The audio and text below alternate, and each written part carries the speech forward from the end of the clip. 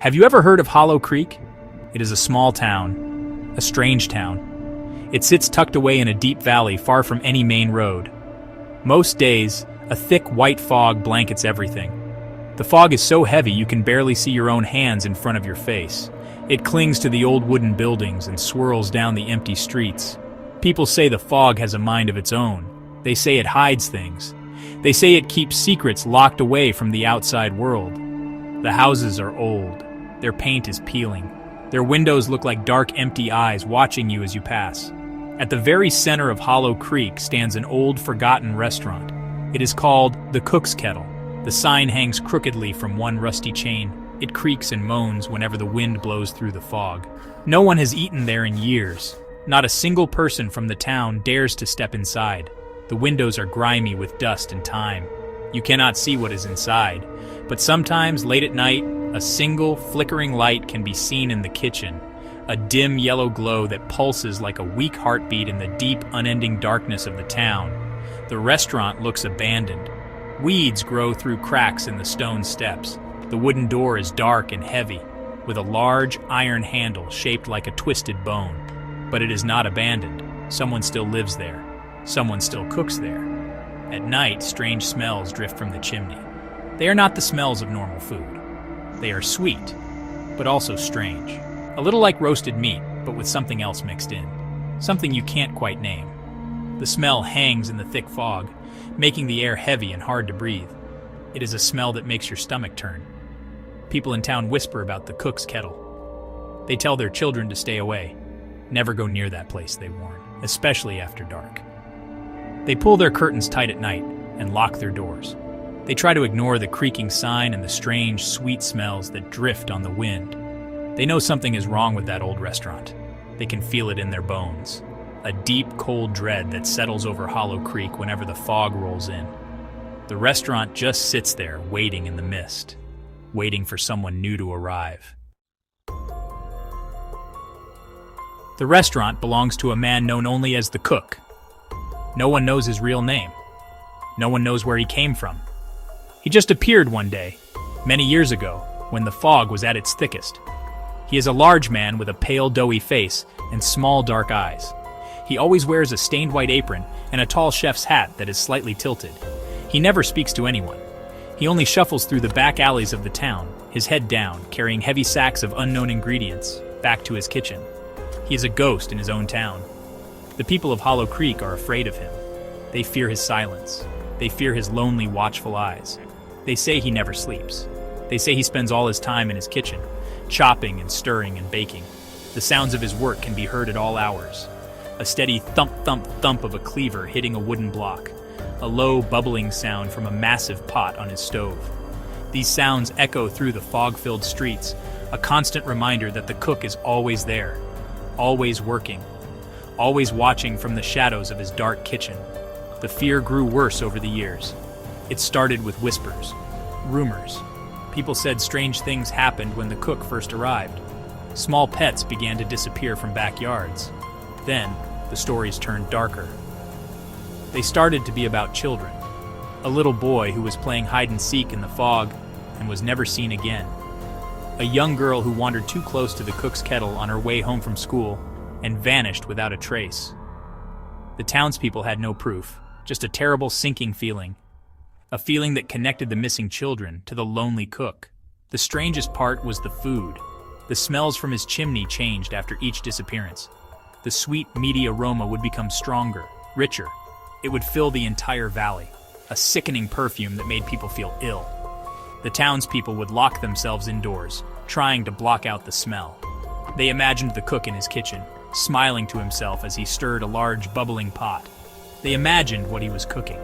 They tried not to think about it, but the thought was always there, lurking in the back of their minds, as thick and chilling as the fog itself. One autumn, a writer named Evelyn came to Hollow Creek. She had heard the stories.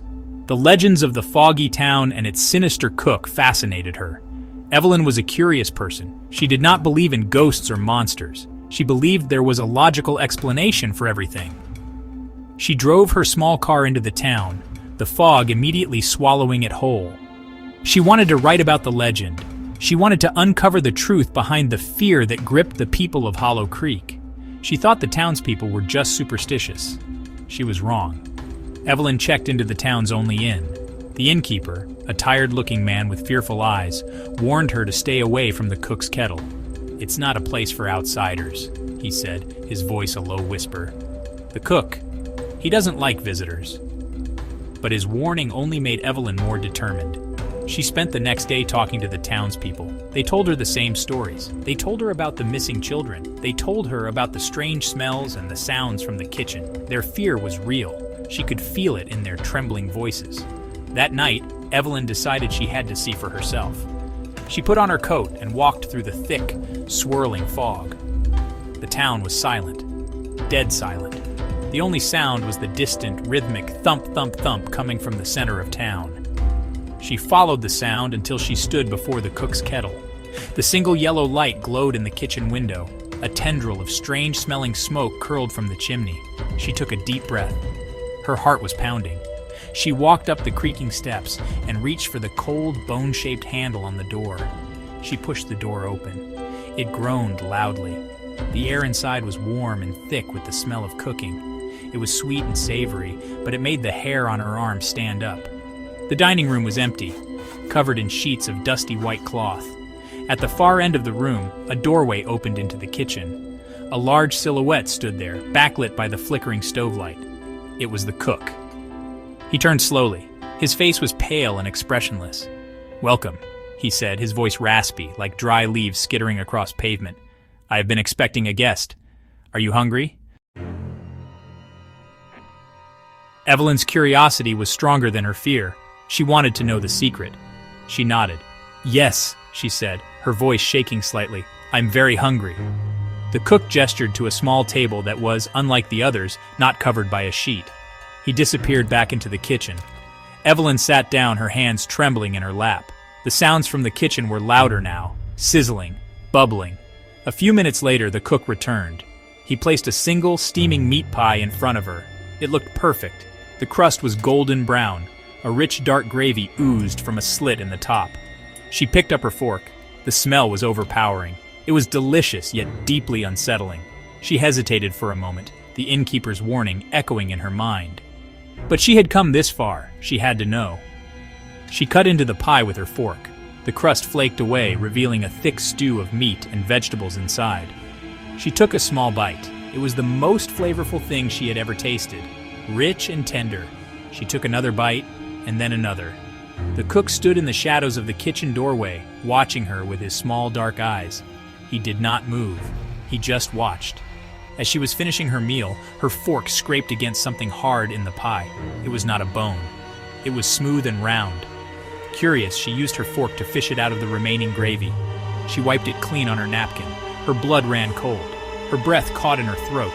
It was a small plastic button, a little blue button, shaped like a star. She recognized it instantly. Earlier that day, an old woman had shown her a photograph of her missing granddaughter. The little girl in the photo had been wearing a red coat with small blue star-shaped buttons running down the front. Evelyn dropped the fork. It clattered loudly on the plate. She looked up at the cook, who was now smiling a slow, terrible smile. He knew. He knew that she knew.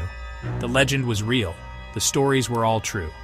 Evelyn left the restaurant that night, but she was never the same. She never wrote her story.